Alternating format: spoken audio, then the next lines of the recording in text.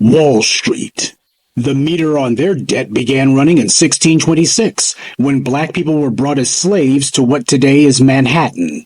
Slavery became the foundation of New York's wealth and the engine of the American economy. Most people are taught that New York wasn't a slave state because it wasn't in the South. That's a lie. New York had slavery, and during the Civil War, New York was allied with the South, just like Delaware, which Joe Biden loves to brag about until he ran for president. To give you an idea of how widespread the slavery was in New York City, consider this. By 1730, 1 out of every 5 New Yorkers was a slave, and 2 out of every 5 New Yorkers owned slaves. Now, this was over 45 years before the Declaration of Independence was even written, and New York City was already leading the league in slave owners. That means New York City had the second highest number of slave owners per capita in America. That percentage is higher than Atlanta, Baltimore, Birmingham, or even New Orleans. Only Charleston, South Carolina had a higher percentage. The Dutch had set up their little outpost on the southern tip of what today is called Manhattan, and that's where the wall that Wall Street is named after was built, but not by the Dutch.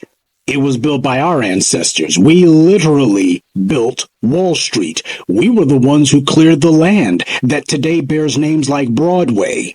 Now, the reason for the wall was to be a fortification against Indian raids, but in truth, it was a defense against the British, who the Dutch word war with. The Dutch called this little outpost New Amsterdam. However, the Dutch only had a few outposts in the Americas, so the British had them vastly outnumbered and geographically surrounded. The Dutch eventually surrendered their little outpost of New Amsterdam to the British, who renamed it New York.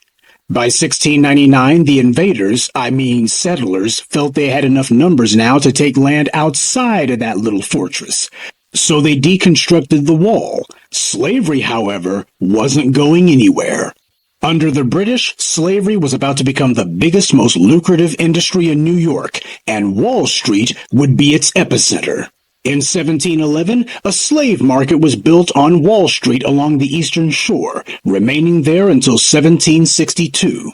I want you to think about that.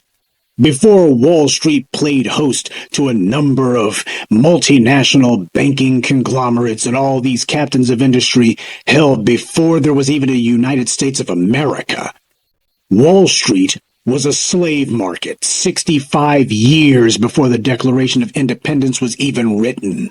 And the Wall Street slave market was an important generator of taxes for New York City. Now, whenever most people think about Wall Street, the image that almost instantly comes to mind is the New York Stock Exchange building, so we'll start there. The NYSE was founded in 1792. The first shares traded at the NYSE were for the First Bank of the United States. The founder and first president of the First Bank of the United States was a man called Thomas Willing. Thomas Willing was a slave owner, naturally, and he had founded a shipping company with a business partner, Robert Morris. They called their shipping firm Willing, Morris and Company. Their company was involved in the slave trade, which helped make Willing a rich man. He took the proceeds of his dirty business and used it to invest in the fledgling New York Stock Exchange. Also among the very first shares traded at the New York Stock Exchange were for the Bank of North America. Thomas Willing's business partner, Robert Morris, he was the man primarily responsible for financing the start of the Bank of North America. Morris had put a ton of his own money into it, and this helped him to attract outside investors. Robert Morris came from a wealthy family of slave owners. And like his pal Thomas Willing, Morris himself owned at least 2 black people as slaves.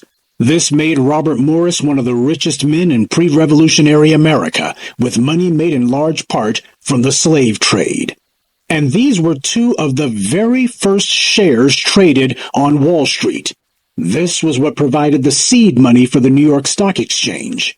But as we all know, the word banking means a lot more than just a place to put your money. It also deals with financial instruments too, and this is where insurance companies come in. As the New York Times Magazine reported, New Yorkers invested heavily in the growth of southern plantations, catching the wave of the first cotton boom. Southern planters who wanted to buy more land and black people borrowed funds from New York bankers and protected the value of bought bodies with policies from New York insurance companies.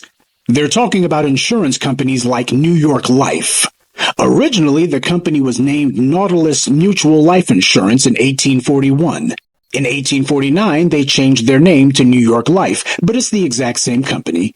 And these weren't small-timers either. As New York Life's own website puts it, their original board of trustees were some of the most influential merchants and captains of industry in the city of New York. Indeed, as the New York Times put it, some of the city's wealthiest merchants, bankers, and railroad magnates. And what was New York Life doing? How did they make their seed money? They began looking south to see if any slave owners would like to insure their human property. In February 1846, one New York Life agent sold over 30 policies in a single day. New York Life clearly wanted to expand their involvement in this dirty business because they immediately began taking out ads in southern newspapers from North Carolina to Kentucky asking if plantation owners wanted to get their slaves insured. Insuring slaves wasn't a new idea, nor was it limited only to North America.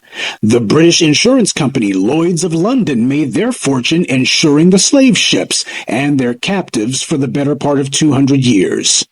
Taking out insurance policies on them once they were imprisoned on the plantations, however, was something of a novel concept, but one that New York Life made a killing on. Slave policies would come to make up a third of New York Life's business. The president of New York Life, James DePire Ogden, would give a tisk-tisk ascribing the word evil to slavery, but clearly it wasn't evil enough for him to turn any of that money down. Whenever some white supremacist tries to tell you that these slave owners and their business pals felt regret about taking part in slavery, you just remember that none of these guys ever did anything about it. There's been a cottage industry in revisionists and outright liars trying to rewrite the history books, to downplay or even deny the part that all these white captains of industry played in slavery. Amazing how all the rich and powerful white politicians and bankers and financiers and other influential white men all allegedly decried slavery, and yet these rich and powerful white men just couldn't put their heads together and do anything about it. They could, however, help slavery to spread. They could help to reinforce it through legislation. That they could do. So don't ever let anyone take some meaningless slave owner's quote out of context, then add their layer of spin to it and tell you, well, this slave owner, he wasn't as bad as all that. If you truly regret something, then you have to make amends for it. An insincere apology 200 years after the fact is tantamount to a slap in the face. New York Life is a Fortune 100 company, and they built their fortune off the slave trade. If they were sorry, they'd be paying reparations. And New York Life was hardly alone. AIG also has dirty hands. One of AIG's subsidiaries, U.S. Life, sold policies to slave owners, as did Aetna. But of course, the banks were the ones who made the most off of slavery. Citibank, Bank of America, Wells Fargo, and of course J.P. Morgan Chase, they all bought banks whose wealth and assets were made by slavery. Profiteering off of slavery was so lucrative and so attractive that even companies that hadn't started off as banks eagerly wanted to become banks so that they could get a piece of the action too. The now defunct Lehman Brothers is a prime example of that. Lehman Brothers was started by three Jewish siblings, Henry and Emmanuel, who were later joined by their younger sibling, Meyer. Lehman Brothers was started in Alabama as a dry goods store, not a bank. With cotton being king in those days, and considering the South was as backwards then as it is now, the Lehman Brothers wound up having to accept cotton as payment for their merchandise. And just to show you that dealing in slave-grown cotton wasn't some incidental factor for the Lehman Brothers, that it was in fact something that they themselves approved of, we know that at least one of the Lehman Brothers, Meyer Lehman, was recorded in the 1860 census as being the owner of 7 slaves, one as young as 5 years old. That's an important fact to point out. Lehman Brothers didn't just bump elbows with slave owners, they were slave owners. These guys didn't have some passing tangential connection to the slave trade. They were neck deep in it. One of Wall Street's longest-standing and most prestigious financial firms was started by a bunch of slave owners. After a while, they thought they spotted an opportunity. They decided to get into the cotton trading business because apparently that's how much cotton they wound up having on hand. Their foray into the commodities market took off and made them rich. They opened a branch office in New York, and they would later completely move their entire operation there, setting up the New York Cotton Exchange in 1870. The Lehman Brothers parlayed their money from trading slave cotton into underwriting upstart companies like Sears Roebuck. They would later go into underwriting bonds for the railroads. But that's another story. One of the most lucrative financial practices by the banks was slave mortgages. You heard me right. Using our ancestors as collateral for banknotes was a very popular practice, and not just among some ham and egger slave owner with one or two slaves. Thomas Jefferson mortgaged 150 of his slaves so that he could raise the money to build Monticello. Slave owners would frequently take out multiple mortgages on the same slave, thereby increasing how much money they could get their hands on. And if the loan couldn't be paid, well, let the financiers fight amongst themselves to see who takes possession of the slave then. As the Los Angeles Times reported it, how the founders got into debt was simple. Each year, they sold their tobacco to European merchants, mainly British, primarily in exchange for the goods that supported their lavish lifestyles. As tobacco prices fell, but their desire for material comforts remained, they paid for that lifestyle on credit, extended by many of the same merchants. The patricians of July 4th bristled at their independence being clipped by British creditors, and that independence being so deeply predicated on tobacco, their main way of raising the money owed to those creditors. Tobacco was demanding to grow, and without slaves to raise their crops, Jefferson, Washington, and other slave owners would have been far too busy farming to have had the leisure to contemplate the lofty ideals of liberty. In this way, liberty was tied directly to slavery, although it would be incorrect to say that the founders went to war with Britain just to get out from under debt. Their mounting debt predisposed them to be open to the idea of separating from Britain, resulting in the Declaration of Independence and the Revolutionary War. In the years following America's victory in that war, deep debt continued to hang over Jefferson. He sought repayment plans with his European creditors and used his slaves, whom he listed by name, as collateral against that repayment. In this regard, Jefferson was at the leading edge of a blossoming trend. Although tobacco eventually yielded to cotton, an entire financial services industry emerged from slave-backed loans before the Civil War, through what one economic historian called an orgy of bank creation. The international, read European, finance markets also benefited tremendously from slave mortgages. The slave owners would take out a slave mortgage on a number of their slaves, our ancestors, and then package those mortgages together into bonds, which they would then market all over the world, because slave bonds were understood to be one of the safest investments there were. Europeans, the British, they all wanted a piece of the action. The Louisiana Purchase, often hailed as the greatest land transaction of all time, gave the fledgling United States double the amount of land for our ancestors to be forced to work on, because more land meant more cotton, which meant more money for the white slavers, but not for us. Now, something that doesn't get taught in American schools, though, is the United States government at that time didn't have the money to actually pay Napoleon for the Louisiana Territory. That financing was handled by a bank called Baring Brothers, a British commercial bank. As American Heritage magazine put it, technically, we didn't buy the Louisiana Purchase from Napoleon. We bought it from Baring Brothers.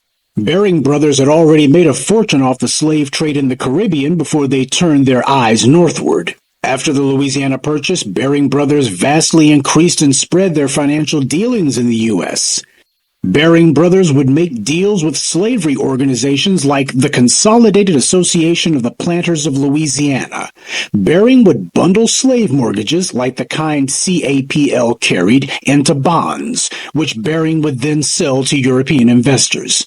So next time someone tells you that Britain or this or that other European power had abolished slavery, or that they didn't really practice slavery themselves, you'll know to remind them that although the British island didn't have slave plantations, the British gladly did business with everyone who did. Slavery was a global organization. It was the very genesis of globalization. Everyone wanted in because all of them were getting filthy, stinking rich off of enslaving us. You didn't have to own slaves personally or even be located in the U.S. to get rich off of American slavery. The capital from these British and European banks provided the American slave owners with access to a huge pool of credit at low interest rates. They used this money to expand their evil operation, to buy more land and bring as many black people into suffering as possible. Slave mortgages were an example of a self-perpetuating criminal enterprise. The more you do it, the more lucrative it becomes, which is the more people want to do it. So understand that everybody from the sharecropper good old boy with only one or two slaves all the way up to President Jefferson was involved in slave mortgages. And just in case the slave owner was unable to pay his debts and defaulted, the bank would take possession of the slaves. Though, as we've seen for the last few hundred years, our enslavement has proved to be the most lucrative business transaction in human history. Slave bonds paid for the railroad industry. As The Economist wrote in 2013, slave capital earned at least equal returns to those from other forms of capital investment, such as railroad bonds. The rate of return on slaves could be as high as 13%, compared to a yield of 6 to 8% on the railroads. And even after the Civil War, the U.S. Supreme Court ruled that plantation owners who owed debts on those slave bonds still had to pay them. So these white supremacists used the enslavement and brutality against our ancestors here as a license to print money. Every big industry in this country either was directly involved in the slave trade or got their funding from companies who were. A lot of white people try to claim they didn't benefit from slavery, and many of them try to claim their families built this country, but that's a lie. Most white people in the United States can only trace their first ancestor here back to the late 19th century. 100 years after the U.S. government was established, and 2 to nearly 3 centuries after the first black people were brought as slaves to build the Americas. These white immigrants came to a land that was already built. And as we see with Wall Street and the U.S. Capitol, it was black people who built the wall and the streets. It wasn't the Irish, they weren't here yet. It wasn't the Asians, they wouldn't arrive for another nearly 200 years. It wasn't the Italians, they didn't arrive in any appreciable numbers until the 20th century. Donald Trump's family is German, but his folks didn't wash up on America's shores until the late 1880s. And yet Donald Trump, just like America itself, told the lie that New York City was largely a result of men like him and his family who built fortunes there, when the reality was they were not there with the slave markets, they were not there with the slave mortgages, or when the banks needed to be financed. They were taking advantage of wealth that other people, black people, made possible. It is the quintessential American fiction that immigrants built the country. The immigrants all came here because black people had already built it. There's a reason why the Irish immigrants fleeing the potato famine there didn't flee to Britain, didn't flee to Canada, didn't flee to Germany, didn't flee to France. All of them came here. They came here so they could enjoy the fruits of our ancestors' labors. And we've got the receipts. Now, obviously, there's a lot more to the details of how New York City in general and Wall Street in specific owes us reparations, but I think the point is made. The wealth that these companies stole from us didn't vanish, just like New York companies who became so wealthy off of our enslavement didn't vanish. The money's still there, and hell, a lot of the companies are still there. They changed names or got bought out by bigger banks, but that changes nothing. Why did those bigger banks like Chase want to buy those slave profiteering banks in the first place? Because of how much money they had. If a thief steals someone's wallet and then gives it to you, that doesn't stop it from being stolen property. So the financial sector, Wall Street, is just one filthy example of who owes us reparations. The same banks who destroyed the financial system 13 years ago also destroyed our families as well. These banks and corporations owe us, and they defaulted on that debt a long time ago. Well, as banks, they know exactly how it works when a debtor refuses to pay. The difference being our ancestors didn't deserve what happened to them, and these degenerates do.